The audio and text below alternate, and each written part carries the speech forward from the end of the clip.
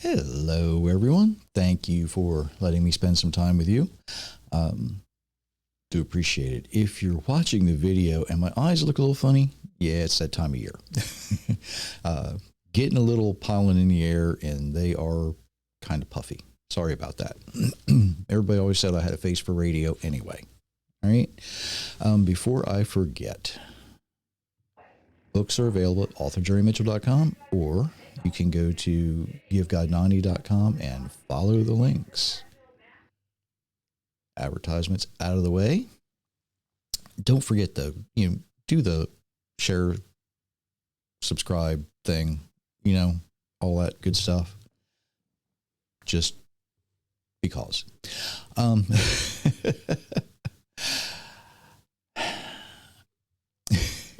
a lot to cover today, and it's going to be fun. It's going to be fun. We had someone stop by the other day. Haven't seen him for several weeks. Enjoyed the company. Really, really, really good time. But the conversation actually turned to teaching young people about the Bible. And I mentioned that we spend a lot of time trying to overcome the ideas in their mind that the entertainment industry has put there. We kind of have to do away with that so we can get through to them and tell them what's really there. Got to override all the fiction to get to the facts sometimes. And one of those things is their concept of a righteous person. What does a righteous person look like? Because a lot of times we get that confused. Now, even older people get it confused. If you had asked my mother-in-law, what does a righteous person look like? She would have said somebody who dresses neatly, doesn't drink, doesn't smoke, and does everything the church says to do. I know that's what she said because I've heard her say it.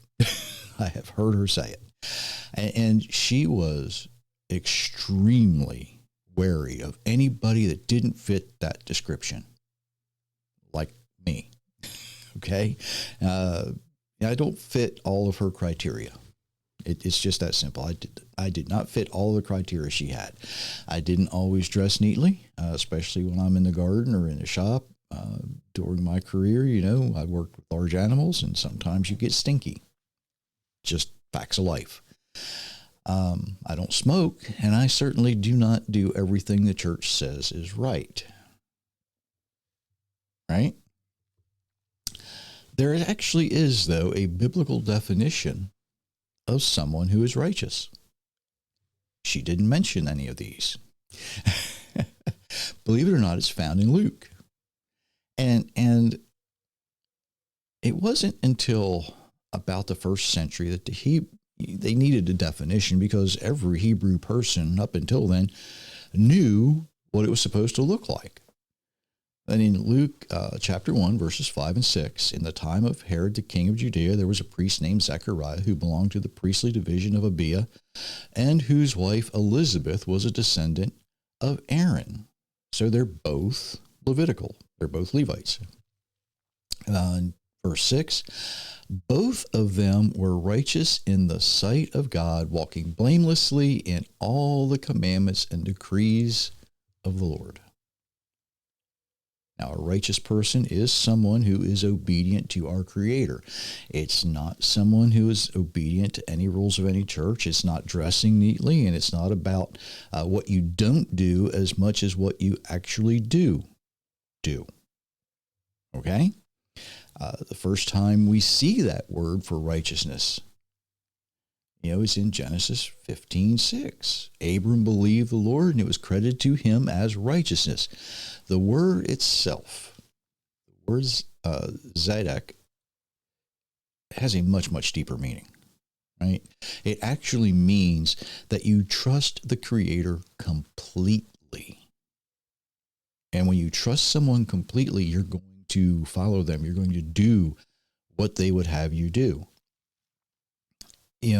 As long as you're physically able to do it. And sometimes that isn't possible, right? But Solomon, he picks up on this in Ecclesiastes with something surprising. Little surprising, actually quite surprising. Um, Ecclesiastes 7, beginning in verse 16, do not be overly righteous, and do not make yourself too wise.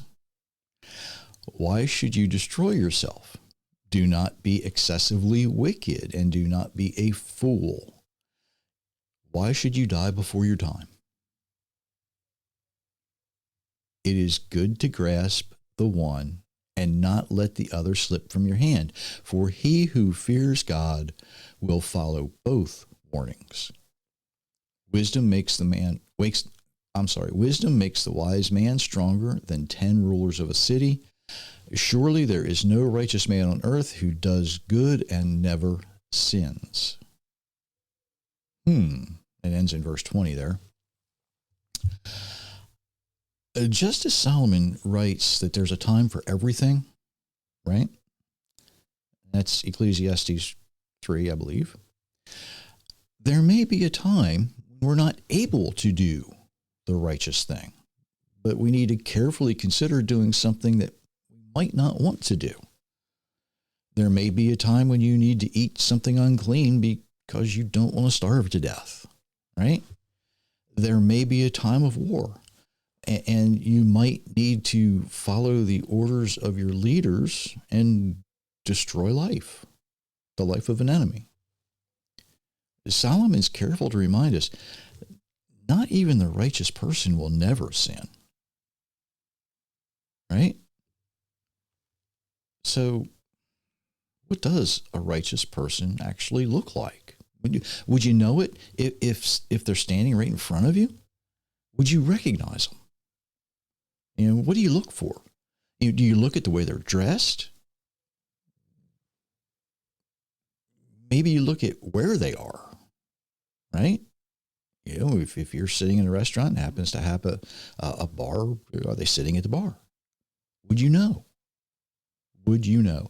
Do you look at the kind of car they drive? Do you look at the house they live in? Maybe it's the way they comb their hair, the jewelry they wear. Most of the time, not all the time, but most of the time, I can tell without even looking at the way they're dressed, where they're at. Doesn't matter. In Matthew 6:22, you show Jesus has this to say: the eye is the lamp of the body. If your eyes are good, your whole body will be full of light. But if your eyes are bad, your whole body will be full of darkness. If then the light within you is darkness, how great is the darkness? Something to think about. The spirit of a man is the lamp of the Lord. This is in Proverbs 20:27. The spirit of a man is the lamp of the Lord, searching out his inmost being. The eyes are the windows to the soul. This is where this comes from. You can tell a righteous person by looking in their eyes. And they're going to show you. They're either going to be light or dark. You can tell. And a lot of times, even on television, you can tell. You can tell. Is it light or dark? Is it good or bad? Is it righteousness or is it evil that you're looking at? But be careful. Some people are very, very good at hiding evil, especially witches. Lesson for another time. The thing is, and I have come to learn this, evil is really transparent when you know what to look for. It is truly transparent. It cannot hide. So when you see the lawyer or the politician dressed neatly, they've got their suit, they've got their tie, they've got that smile that lights up a room, right? Are they righteous? Because they might not be. And I'm going to be a little sarcastic here, say especially the lawyer. They always have that bad reputation because of their profession. And I know some good ones, and I know some who are not so good. Look them in the eye. Let their eyes show you. Let their actions teach you who and what they really are. And here's the bad one. Here's the bad one. When you see that TV evangelist, when you look at your preacher, your pastor, your priest, your rabbi,